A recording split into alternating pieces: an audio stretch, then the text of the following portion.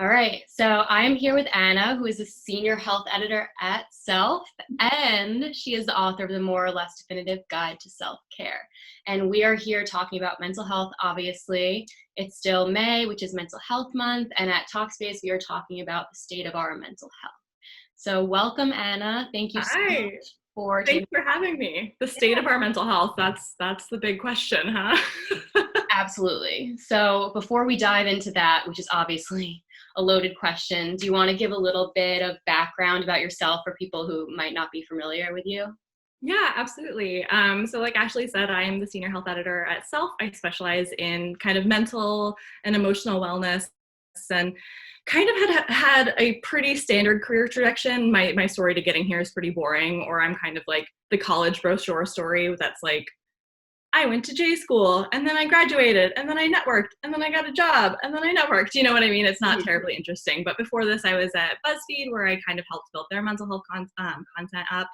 And then, yeah, while I was there, the experiment approached me about writing a book based on an article that I had written about self-care that was kind of, a place that I wanted to link back to with my personal definition of self-care so I didn't have to keep repeating myself. And it turned into this manifesto A to Z guide of like, here is a bunch of self-care ideas for anyone who needs them. So yeah, that turned into the More or Less Definitive Guide to Self-Care, which is a mouthful to say every time.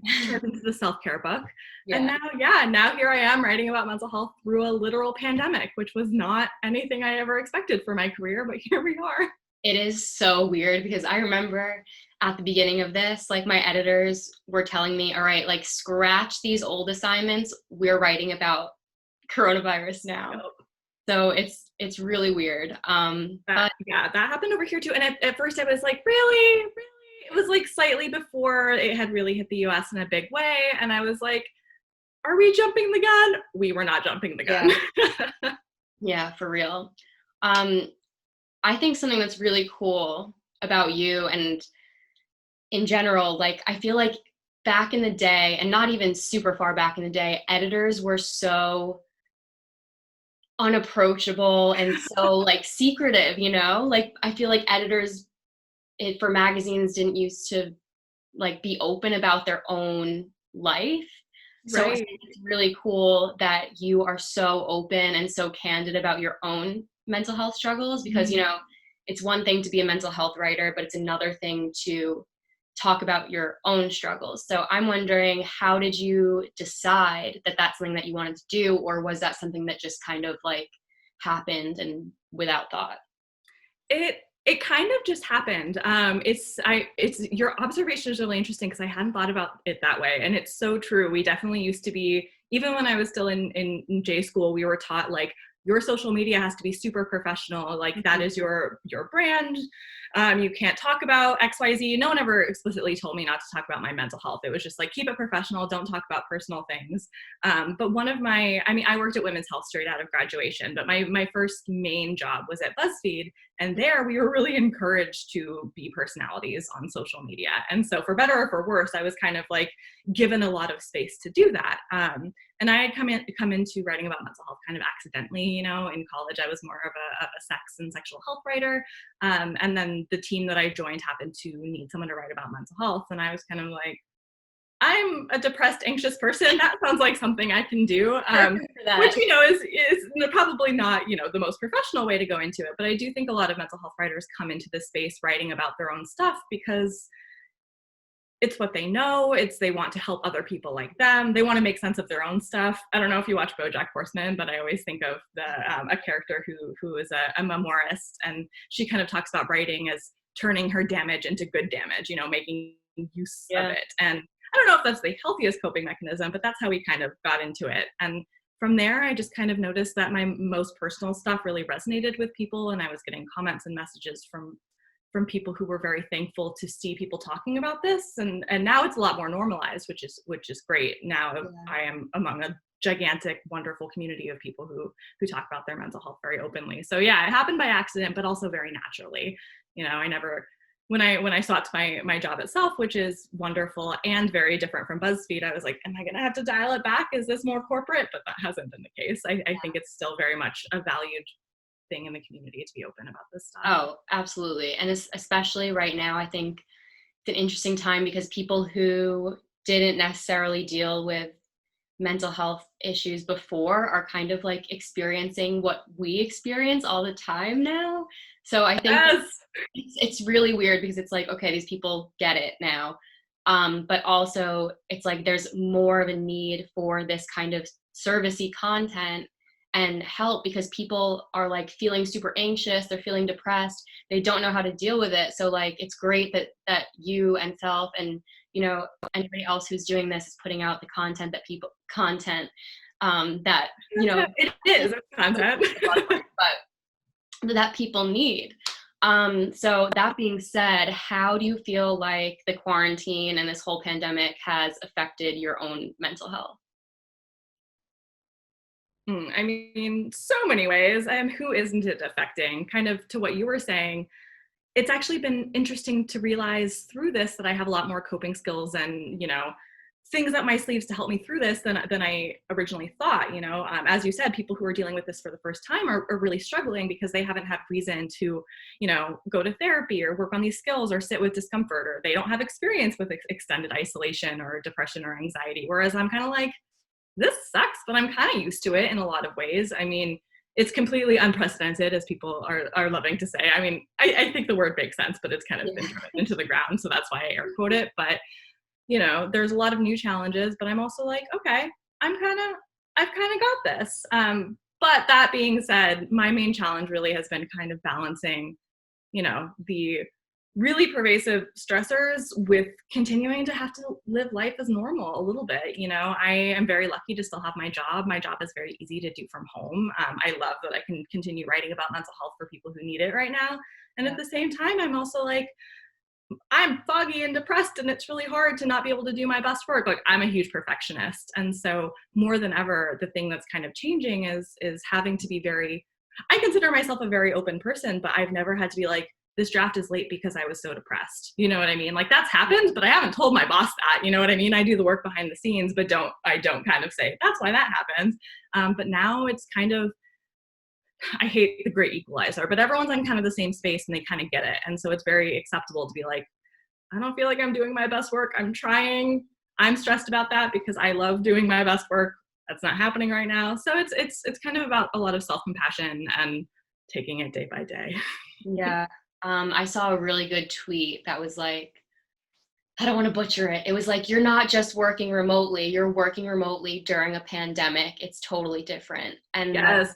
I've been remote working for I think 2 years, and I'm like, okay, I'm like a pro at this, but as you're saying, it's like you're dealing with all these other extra stressors on top of like our own mental health things. Right. So it's like, and working from home, it's like we can't go out and like go to a fitness class after work. We can't like go out to dinner. So it's really, really weird. Yeah, the work-life balance is completely like not even off. The boundaries are blurred. You know what I mean? When I'm done with work, I shut my laptop and I'm still here. You know what I mean? I can't like be like, and now the work day is done and I'm going to go out for drinks. It's like, no, now I'm going to stay in my house. So it's definitely, I was talking to a psychologist, Ryan Howes, about how surprisingly burnout is, I mean, we're all burnt out anyway, but people are kind of like, how can we be burnt out now? Nothing is happening. But it's like, we're all kind of leaning toward burnout because we are completely out of the things that normally rejuvenate us. Because burnout is kind of this careful balance of like what drains your energy and, what kind of nourishes your spirit and your energy. And normally that's kind of, you balance that by being like, okay, I'm working a lot, but here's what I'm doing. But now it's like, meh, and there's no way to undo it. You know what I mean? It's like, we're all kind of in the negative now for the foreseeable future. And that's tough. We're running on kind of an empty tank. That's a great metaphor.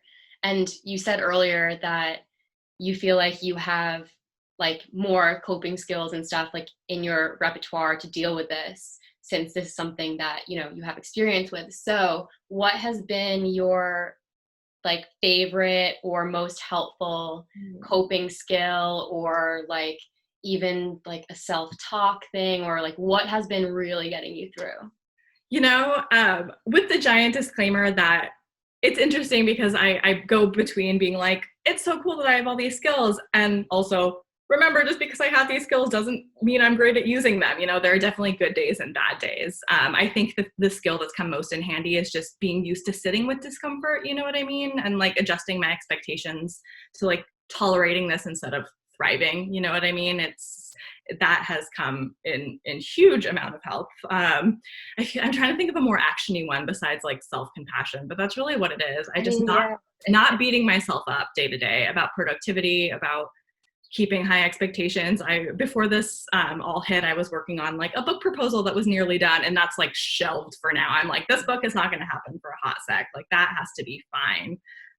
But yeah, mostly I'm finding a lot of comfort in journaling as well right now, just because, especially when it comes to what I talk about in therapy every week, I live by myself. So I'm only talking to people when I'm on the phone or talking to my cats. And so having journaling as a space to like make sure that I'm like going through my thoughts and my feelings in some way every day, if it's not with other people, has been very helpful. So if you have not picked up a journaling practice or you don't think that you're a journaling person, I think it's really worth the time right now. I agree. I think journaling is I always recommend, especially to guys who don't think that journaling is like for guys. Like it can help. It doesn't matter your gender. It doesn't matter your age. Journaling is not just for like teenage girls writing about their crushes. Right. It's not. Yeah. It's like, call it whatever you want to. You don't even have to. I mean, like diary is a loaded word. Even journaling is a loaded word. Just like think of it as writing down your feelings. It doesn't have to be a narrative. If you were just like had an anxious thought and want to get it out of your head somewhere, put it on a piece of paper. It doesn't even have to be in a notebook. You know what I mean? It's the act of writing and kind of identifying these things and putting words to it. That's very helpful. But oh yeah, no, the gendered nature of like self-care and mental health care in general is very frustrating. You know what I mean? I want to be like, it's gender neutral, guys. Yeah. That's a whole thing. You're getting into that? Maybe not. But you mentioned something that I wanted to bring up actually. You said that like just because you have all these coping skills doesn't mean that you use them. Something that I personally struggle with is I almost feel like, excuse me, I almost feel like imposter syndrome because like I write all these servicey mental health articles, like giving everybody like the best advice on how to deal with your depression and anxiety. But like, am I using, what is going on? I'm going through puberty right now. I'm like, I don't use all these tips that I give everybody else. And it kind of makes me feel like an imposter, but I'm like, it's hard to get yourself to do those coping skills when, especially, yeah. Yeah, I mean, I'm like nodding along vigorously because I'm like, yes. What makes me feel better about this though is like therapists deal with this too. You know what I mean? I've been in conversation with therapists pretty much every other day since this started because I'm writing so many like servicey articles, and they're all kind of like, it's really hard to follow our own advice right now too. You know what I mean? They're in this with us as well, especially, I mean, it's true all the time, I feel like, but especially right now, they're kind of still learning like what the best way to deal is. And so they're kind of like, I have a hard time helping my clients because I don't even know how to help myself right now. So that's very helpful. But it's so true. I kind of laughed. I was talking to a psychologist the other day about the importance of feeling your feelings and not numbing out with distraction and stuff. And he mentions that our distractions all look different. And for like a lot of therapists and a lot of people potentially like us who work in like service writing or in like helping professions, are avoiding our feelings is helping other people. And so it makes sense that we're perhaps not taking our own advice, but are making ourselves feel better by giving other people advice. Yeah. We're the worst. No, I'm just kidding. How the tables have turned. I've gotten like 3 texts probably from like 3 different people throughout this. Oh my God, I love your mug. I've gotten like multiple texts from people being like, I'm like, I feel like I can't breathe. I feel like I'm choking. Like, is this a panic attack? I'm like, oh, honey, welcome. Like, welcome to our world. Oh, can we just talk about the unfairness of the universe that one of the symptoms of coronavirus is like shortness of breath and difficulty breathing? That is what I wrote about. I wrote about that for Self. That was my first. Oh, was that yours? I am the worst self-employee ever. I was going to say, hey, we had a freelancer do that. I had no idea that was you. Hello. Yeah. Hello. Yeah, guys, I did not edit that. That was not on my table. So yeah, no, I'm not that stupid. With Zara. was Yes. amazing. Yeah. Yes, Zara is wonderful. Yeah. And I was like, it was so funny because I pitched it to so many places and I was like, this is so relatable. Why is nobody picking up this pitch? And then I sent it to, on Twitter, I think Sarah had put out a call for Oh pitches. yeah. And I sent it to her and she was like, I actually, like, I'm not really covering this right now, but let me forward it. And like, if they like it, they'll get in touch. Yes. And then I got an email that was like, hello from Zara. And I was like, oh my God, yay, I get to write about this. It's awesome. Yeah, that is stuff that's so our bread and butter, is like the weird kind of like the things people are actually wondering, you know what I mean? It's like, what health concerns are they having? Even if it's not, you know, because the thing with that is like, there wasn't a super clear answer. It's tough, you know what I mean? Yeah. And we love covering things like that, like to give the most information that we can, while also being like, there is no straight answer. There are not 5 signs that this is a panic attack and not coronavirus. You know what I mean? It's about kind of engaging with your body and identifying symptoms and knowing when to talk to a doctor, because we are not the experts and all that kind of stuff. Yeah, that article was great. Thank you.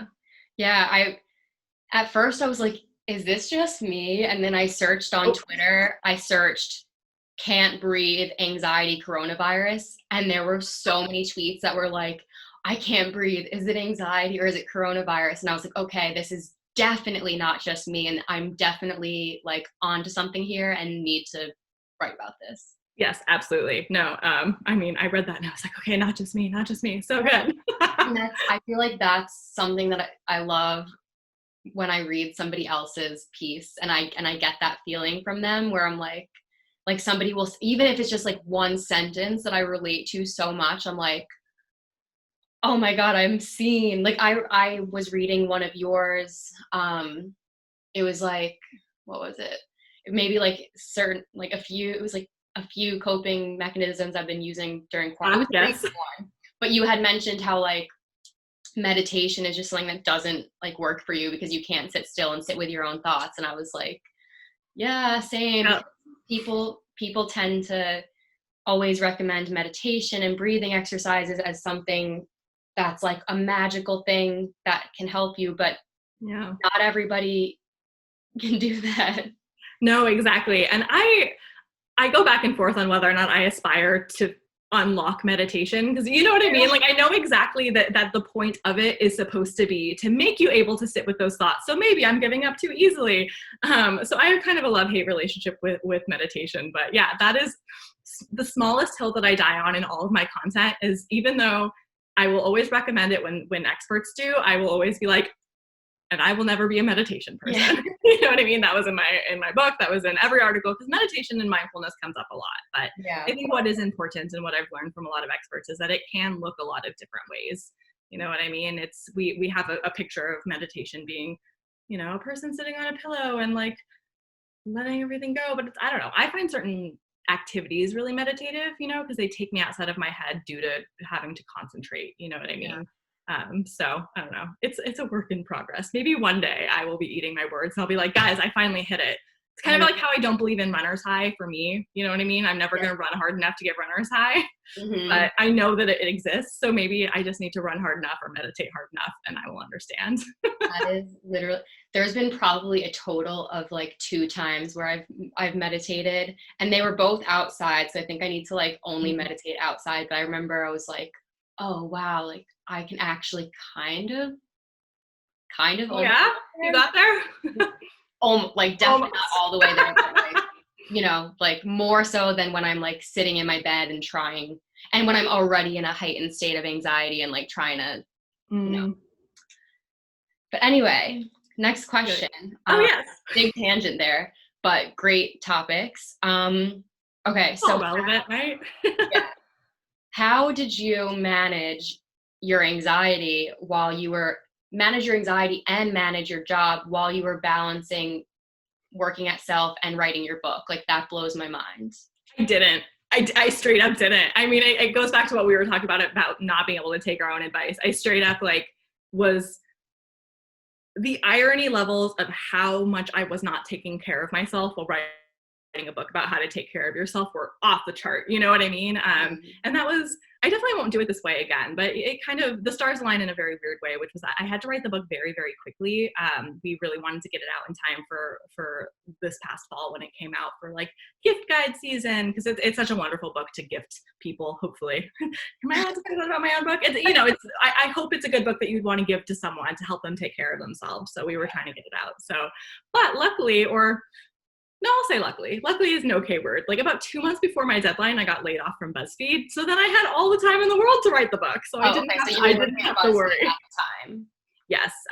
So for the first half of the writing process, I was working full time and I was working on the book, and that was ugly. I was existing on like Diet Coke and Red Bull and coffee and like red vines, I think, and just like writing through the night and then showing up. Sounds like college.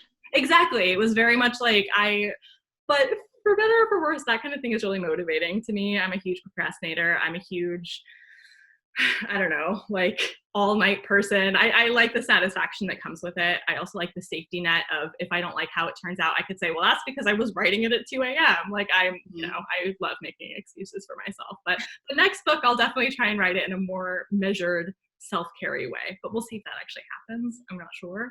Are you planning on writing, or is it a secret, or are you planning on doing like another kind of servicey self-help book, or is it going to be something totally different? It's, you know, I have a couple pots on the stove. Is that what you say? So I actually don't know exactly what the next one is going to be. So I definitely do want to write something. Pretty much all of my ideas went out the window when coronavirus hit, not because I don't think they'll be relevant, but because I don't know exactly how relevant they'll be. You know what I mean? Like a lot of what I'm thinking about now is, we don't know what the world is going to look like in a year. So it's kind of hard for me to wrap my head around what like the most helpful, most me mental health book would be in terms of servicey things. So I'm kind of focusing more on my fiction projects right now, because at least that's in like a different world. It's not contingent on what's happening. That's really cool.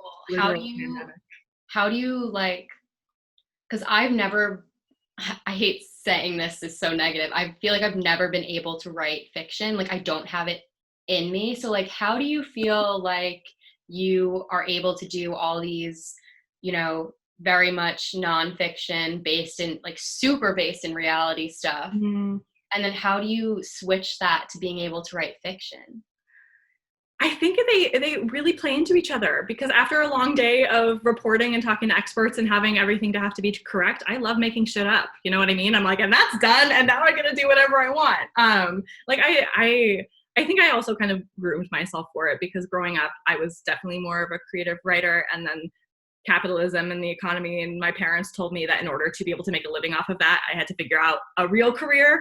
And so then I was like, I guess I'll look into journalism. So that's where I like kind of pivoted. So I've always had both of these things kind of like, I don't know, in my pocket. But yeah, I mean, writing is hard.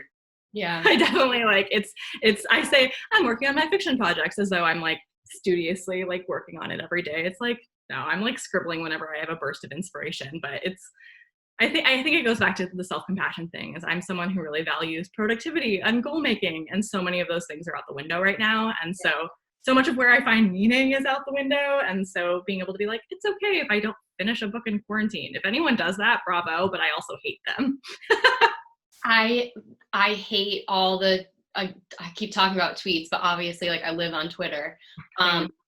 Yeah. So like there's like, it's like, now's the time, learn a new language, write your novel. Like I'm like, okay, yes, we have some extra time, but do you have the extra brain power? Because no, like absolutely not. Right. Yeah, no, I see that too. It'll be like, if your excuse was always that you didn't have enough time to write a book, what's your excuse now? And it's like a literal pandemic. Yeah, it's very weird. I think it's very indicative of the society that we live in, and the pressure that we place on ourselves, that our first instinct is, how can I turn this pandemic into a place of productivity and creation? And I'm just like, oh God, like I'll see like, now's the perfect time to start your side hustle. And I'm like, no. Yeah. It's like, if you want to do it for like creativity and like a creative outlet, then like that's amazing. But I feel like if you feel forced to do it because you feel like you need to have a side hustle, then it's like, oh. Right. Also, where all is this time really? You know what I mean? Do we really have that much more time? I mean, even if you were like laid off and lost your job, yeah, you have time, but you have to be job searching and finding money. You know what I mean? That We don't takes have time just because we're working from home. You know what I mean? A lot of people have less time. A lot of parents are now working full time and teaching full time, which equals 2 days in one. It's like, come on. I mean, I'm still working. Like, I don't have more hours in the day just because my hours are spent at home. Yeah. I think that a good little takeaway tidbit of advice is that, going back to your self-compassion, is that we can all kind of go a little bit easier on ourselves during this time, and like know that maybe we're not going to be doing our absolute best work, but like we're doing the best that we can given the circumstances. Absolutely. Yeah. I wrote an article that was based on pretty much the one lesson that I carry like from therapy to therapy, because it's such like a good go-to tip. And that's like the, I don't know, the weight of that we put on should as a word, you know, when we should ourselves, what we should be doing, what we should be feeling, and how counterproductive that is, and how shamey and how, I don't know, awful. And I saw it pop up everywhere, just like everything we were just talking about, everything we should be doing during a pandemic. And it's like, the only thing we should be doing is getting through it the best we can. You know what I mean? Yeah. So it's like, if you haven't cut it out of your vocabulary before, which you should, it's like a great evergreen tip, no matter if we're in a pandemic or not, now is the time. Therapists love to tell you to not say should. Right? I know. I'll be in the in the middle of therapy and should will come out, because it's hard to cut things from your vocabulary. You know what I mean? It's very automatic. And then I always have to correct and be like, not should, would like, or feel pressured to, you know, and like the specificity of language is good, because when you unpack it, you realize what you're really saying. And those are very different. If I'm like, oh, I should go for a walk more, that's me saying, oh, I know that I will feel better if I go for a walk, so I would like to do that, versus, I should work out more in quarantine. That's me saying, I feel kind of pressured to make use of this time, even though I have no desire to work out more in quarantine. So it kind of helps you figure out what's going on. That's so true. I've never thought about it that way, like unpacking. That's a great tip. I think that a lot of people will benefit from that tip. Hopefully. Yeah. I mean, there's so much about our language in general, you know what I mean? Like a core tenet of like CBT or cognitive behavioral therapy is all about reframing your thoughts, because our thoughts come to us however they're going to come to us, but that doesn't mean that they're true or accurate or, you know, worth listening to. And so kind of being like pausing and being like, okay, what does this thought or what does this feeling really mean? It's kind of like a good habit to get into. Doesn't mean it's easy to like listen to yourself when that happens, but at least you've taken a step, you know? Yeah, definitely. So all that being said, obviously this May Mental Health Month has been like totally different than usual ones, where there will usually be like in-person talks or events and fundraisers and stuff. So what do you think is like a positive thing that we have all gotten from this Mental Health Month while it's been such a weird time? It's, you know, I thought a lot about this question because it is such a weird time, and not just because we don't have, you know, the resources available to us to do events and stuff. I've seen a lot of really cool like virtual content, or a lot of mental health apps being like, and here is a free month of therapy for this month, or, you know, or like here is a group session that you could try for free. And so that, like, practically speaking, are a lot of very cool resources. But larger than that, it was very weird because leading up to May this year, I saw more mental health content than I've seen in a long time. You know, outside of people like us who do this regularly, you know what I mean? Like a lot of people were kind of ramping it up because it was on everyone's mind. And so when it came time to brainstorm what we were going to do for Mental Health Month, we were like, we've been writing a ton of mental health content. Like every day is mental health, and I believe that in general. You know what I mean? I love spreading it out through the year.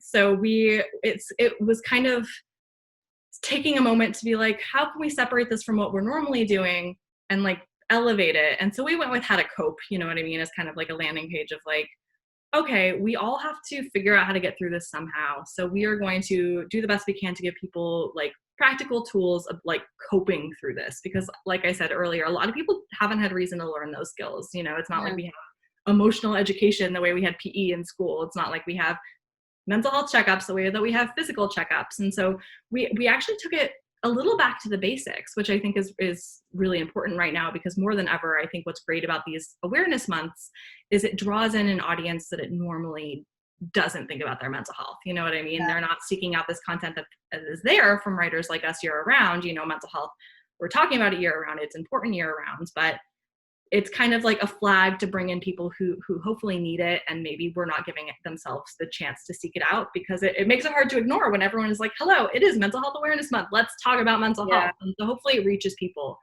that it wouldn't otherwise. So that is what I love about these awareness months, you know? Yeah. Yeah, it was definitely weird. It was like, we're all like, how? Like, this is all we're talking about lately. How are we going to differentiate it? But I don't think differentiating it was from our like normal mental health content was the point. It was more of it just about elevating it and making it more visible. Yeah, definitely. I think that's something like that we did with Talkspace that's been really cool. Like, we haven't really done like video interviews like this before. So I was really excited when they asked me to do this, because I was like, this is so cool. It's gonna be so different than like other mental health content that is on the Talkspace site. Like, getting to actually, because like, you can read a really great profile of somebody, and like, it paints an awesome picture, but I think it's really cool to also like see a person in video, and like, they can read the transcription if they're lazy to watch it, but I think it's interesting if they need to. A person a little bit more. Yeah, absolutely. Because then we wind up going off on like wonderful tangents that perhaps we wouldn't be able to do in like a nice compact article. Yeah. And I hope that like with this so you're the last of the series. I really hope that just with this series of the 4 videos that we've talked about so many good topics and like actionable things that people can do. And just, even if somebody just watches this and like feels less alone for, feeling the same way that we do about work, or, anything like that. So I always feel like with this kind of thing, like, if somebody can take away even just one little helpful nugget of something that they relate to, then like our job is done. Absolutely. Yeah, I think it's really important to like put faces to people who are dealing with the same things that you're dealing with. Like, I take for granted that like a lot of my friends have their own mental health struggles, and I found people who I can relate to. But growing up, and I felt very alone in it. You know what I mean? Like, I knew technically I was not the only one going through this, but I had never seen anyone talk about it, or like had a friend who was also super depressed, or who had a history of self-harm, or any of these things. And now it's just kind of like, the internet can be terrible, but it can also be wonderful, and that it can connect us and be like, and here are your people. You know what I mean? Like, you're not alone. Yeah. But we're Really, we're though, not. like, you're not. Like, for better or for worse. Like, do I wish so many people could relate to me? No.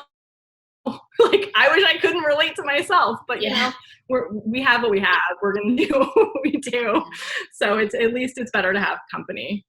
Absolutely. And if anybody's watching this and you don't have any friends who are dealing with this, go search on Twitter for like whatever you are feeling, and I promise you will find somebody with the same exact thing, and you can make friends with them. Right. We're your friends now. We are your friends. But it's funny, one of the girls who I interviewed for that self article about the breathing, I found from Twitter, and now we talk like every day on Twitter about. Yes. I love the internet, and I love that it's now normalized to make friends on the internet, because I've been making friends on the internet since I was like 10, and it was like stranger danger, and I had to hide it from my parents on like the family desktop, and like you were kind of weird for doing that at the time, but now it's normal. Also, thank God. Now it's like, this is the way you meet. This is the way you make friends.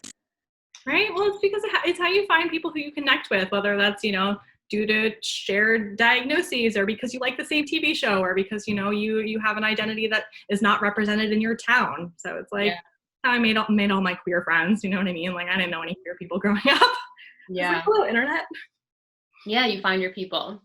And I think that's awesome. So to end on so that was really positive, but to end on another positive note, my last question is, what do you think is like a big positive that we can all, or a lot of us can take out of this whole pandemic quarantine time? Like, what do you think is something that we're going to come out on the other side with that's positive? Yeah.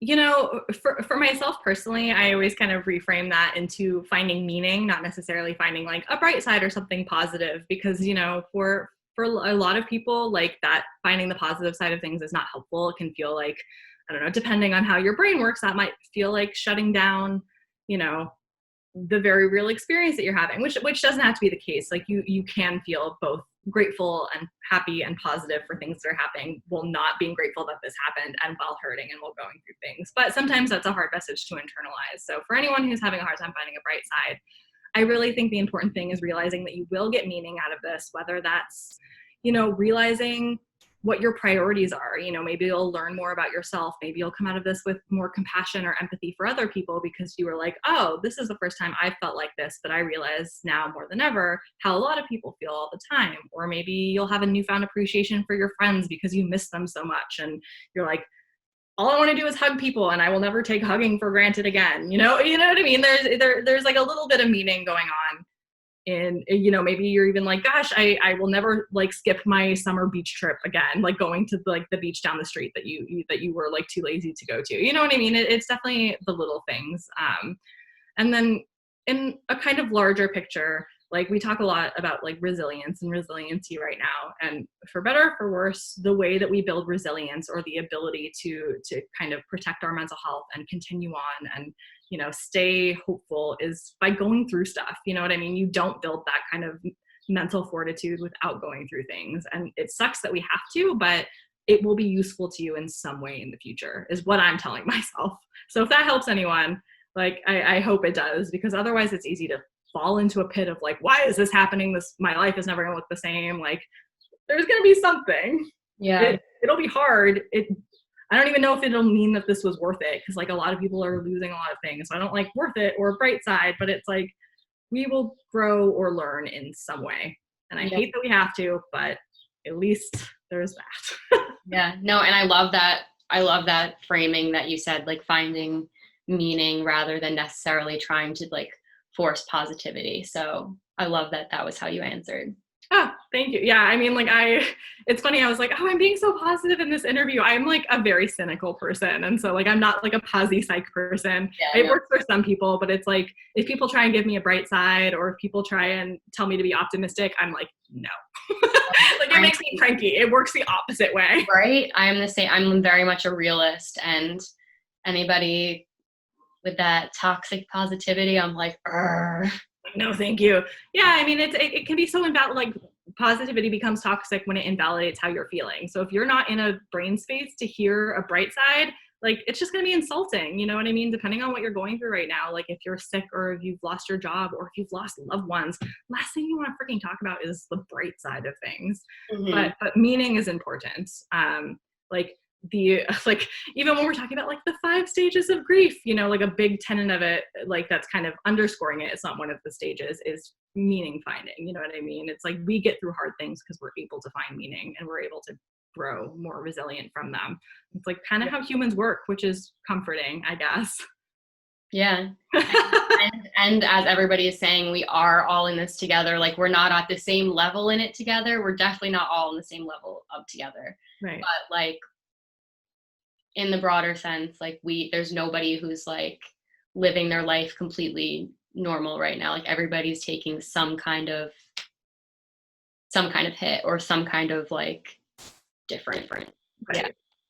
Unless you're like an amoral, like multi-billionaire who's profiting off of this, but that's another topic. But for like a lot of us of this regular, for the average person, not billionaire person, yeah. But that's where the anger comes in, is when you think about the differences. But all your feelings right now are valid. We were going to end on a positive note. Yeah, well, like, whatever.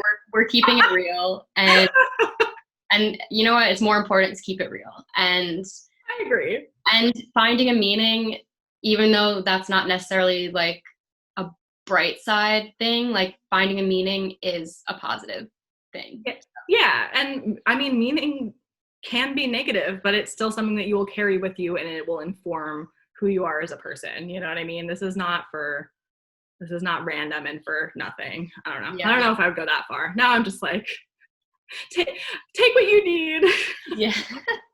I should have stopped till I was ahead. But No. yeah, I mean, I'm taking it day by day. It's not always helpful for me to think about meaning, but it as like a nice background noise of like knowing that it's helpful. But sometimes you don't need to think about that. Sometimes you're just like, I need to get through today and be okay. And that is a victory. Yeah, absolutely. I agree. That will be my positive note. Yeah, I was going to say, now that we have a great positive note, thank you so much for taking the time out to talk to me. This was so fun. I really admire you as a human being, so it was awesome to talk to you, and I think that people are going to love this video and get a lot of, as I said, like helpful little tidbits out of it. So yay! Oh, I'm so glad. This was so much fun. This was a nice break to my day from just writing and talking to therapists, you know, right? It's so different, like being a writer and doing this instead of like typing away. It's been a cool little change. Yeah, no, it was definitely nice. This was so fun. I hope anyone watching enjoyed. Feel free to say hi. And yeah. I'm like, I don't know how to like end conversations because I'm always like, have a good day. That's out the window. You know what I mean? I'm like, have an okay day. Get through your day. Okay. Yeah. Oh, now I'm finger gunsing. Okay, you got to get me out of here. All right. All right. Well, thank you again. This was great. And yeah. Amazing. Oh, thank you so much. All right. Have a good day. Have a good day. Feel better. Like, yeah. hopefully your stuff will be okay. But yeah. All right. Keep me updated on when this comes up, and keep me in mind for other stuff. I love helping. All righty. Awesome. Talk to you later. Bye. Bye.